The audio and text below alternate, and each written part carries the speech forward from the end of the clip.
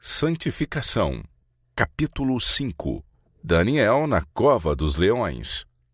Quando Dario tomou posse do trono de Babilônia, imediatamente procedeu à reorganização do governo.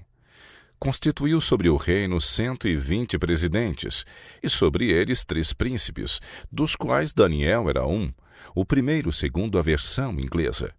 E Daniel se distinguiu destes príncipes e presidentes, porque nele havia um espírito excelente. O rei pensava constituí-lo sobre todo o reino.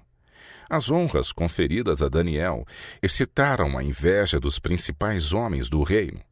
Os presidentes e príncipes procuraram achar ocasião para se queixarem contra ele.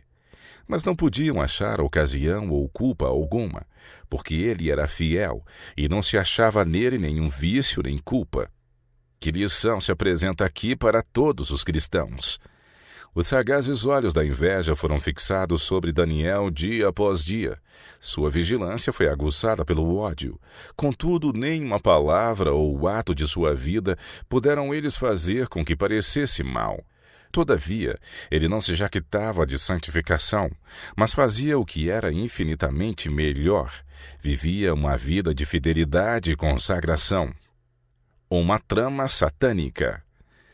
Quanto mais irrepreensível a conduta de Daniel, tanto mais ódio era excitava contra ele e seus inimigos. Eles se encheram de raiva porque não puderam encontrar nada em seu caráter moral ou no desempenho de seus deveres sobre que basear uma queixa contra ele. Então estes homens disseram: nunca acharemos ocasião alguma contra este Daniel, se não a procurarmos contra ele na lei do seu Deus. 3 vezes ao dia, Daniel orava ao Deus do céu. Esta era a única acusação que poderia ser apresentada contra ele. Uma trama, então, foi delineada para levar a cabo sua destruição. Seus inimigos reuniram-se no palácio e suplicaram ao rei que baixasse um decreto, pelo qual nenhuma pessoa em todo o reino deveria pedir coisa alguma, quer de Deus, quer de homem, a não ser de Dario, o rei, durante um espaço de 30 dias, e qualquer violação deste edito seria punida, atirando-se o culpado na cova dos leões. O rei nada sabia do ódio destes homens contra Daniel, e não suspeitava que este decreto haveria de por qualquer modo prejudicá-lo. Mediante a lisonja, eles fizeram o monarca acreditar que seria grandemente para sua honra a publicação deste edito. Com um sorriso de satânico triunfo, eles saíram da presença do rei e regozijaram-se por causa da armadilha que haviam preparado para o servo de Deus. Um exemplo de coragem e fidelidade. O decreto é proclamado pelo rei. Daniel está a par do propósito de seus inimigos de o destruírem, mas ele não muda sua maneira de proceder em um único pormenor. Com calma executa seus costumeiros deveres e, na hora da oração, vai à sua câmara e, com as janelas abertas para o lado de Jerusalém, dirige suas petições ao Deus do céu.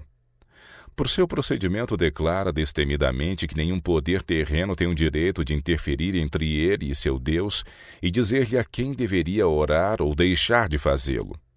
Homem de princípios nobres. Ele se mantém ainda hoje perante o mundo como um louvável exemplo de coragem e fidelidade cristã. Volta-se para Deus com toda a alma, coração, conquanto saiba que a morte é a pena de sua devoção. Seus adversários observam-no um dia inteiro. 3 vezes retirou-se para sua câmara e 3 vezes foi ouvida a voz de fervente intercessão. Na manhã seguinte é apresentada ao rei a queixa de que Daniel, um dos cativos de Judá, desafiou seu decreto. Quando o monarca ouviu estas palavras, seus olhos imediatamente se abriram para ver a armadilha que havia sido preparada. Ficou profundamente descontente consigo mesmo, por haver publicado tal decreto, e trabalhou até o pôr do sol para descobrir um plano mediante o qual Daniel pudesse ser libertado. Mas os inimigos de Daniel haviam antecipado isto, e vieram ao rei com estas palavras: sabe, ó rei, que é uma lei dos medos e dos persas, que nenhum edito ou ordenança que o rei determine se pode mudar. Então o rei ordenou que trouxessem a Daniel, e o lançaram na cova dos leões. E falando o rei, disse a Daniel: O teu Deus, a quem tu continuamente serves, ele te livrará. Uma pedra foi colocada sobre a boca da cova e selada com o selo real. Então o rei dirigiu-se para o seu palácio e passou a noite em jejum e não deixou trazer à sua presença instrumentos de música, e fugiu dele o sono. Meu Deus enviou o seu anjo. Muito cedo de manhã, o monarca dirigiu-se apressadamente à cova dos leões e gritou: Daniel, servo do Deus vivo, dar-se-ia o caso que o teu Deus, a quem tu continuamente serves, tenha podido livrar-te dos leões?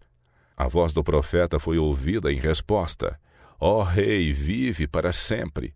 O meu Deus enviou o seu anjo e fechou a boca dos leões para que não me fizessem dano, porque foi achada em mim inocência diante dele, e também contra ti, ó rei, não tenho cometido delito algum. Então o rei muito se alegrou em si mesmo e mandou tirar Daniel da cova. Assim foi tirado Daniel da cova e nenhum dano se achou nele, porque crera no seu Deus.